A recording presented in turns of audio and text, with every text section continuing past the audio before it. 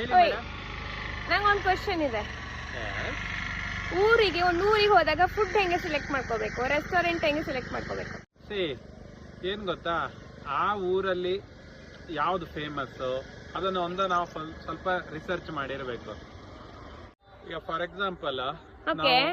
ಈಗ ಕರ್ನಾಟಕದಲ್ಲೇ ಎಕ್ಸಾಂಪಲ್ ತಗೊಳ್ಳೋಣ. ನೀವು ಮದ್ದೂರು, ಚನ್ನಪಟ್ಟಣ, ಬಿಡದಿಗೆಲ್ಲ ಹೋಗಿ ತಟ್ಟೆ ಇಡ್ಲಿ, ದೋಸೆ, ಚಿತ್ರಾನ್ನ, ರೈಸ್ ಬಾತ್ ತಿನ್ನೋದು ಬಿಟ್ಟು ನಾನು ರೋಟಿ ಕರಿ ತಿಂತೀನಿ ಇಲ್ಲ ಫ್ರೈಡ್ ರೈಸ್ ತಿಂತೀನಿ ಅಂದ್ರೆ ಚೆನ್ನಾಗಿರಲ್ಲ.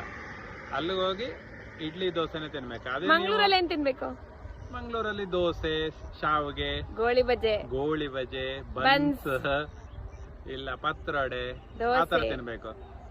ವೆಸ್ಟ್ ಬೆಂಗಾಲ್ ಆ ಸೈಡ್ ಹೋದ್ರೆ ಪೂರಿ, ಚಪಾತಿ, ರೋಟಿ ಆ ತರ ತಿನ್ಬೇಕು. ಬೆಂಗಳೂರಲ್ಲಿ ಏನ್ ತಿನ್ಬೇಕು? ಬೆಂಗಳೂರಲ್ಲಿ ನಿಮ್ಗೆ ಎಲ್ಲ ಊರಿನ ನಿಮ್ಗೆ ಇಷ್ಟ ಅದು ತಿನ್ನಿ. ಬೆಂಗಳೂರಲ್ಲಿ ಎಲ್ಲಾನು ಸಿಗತ್ತೆ.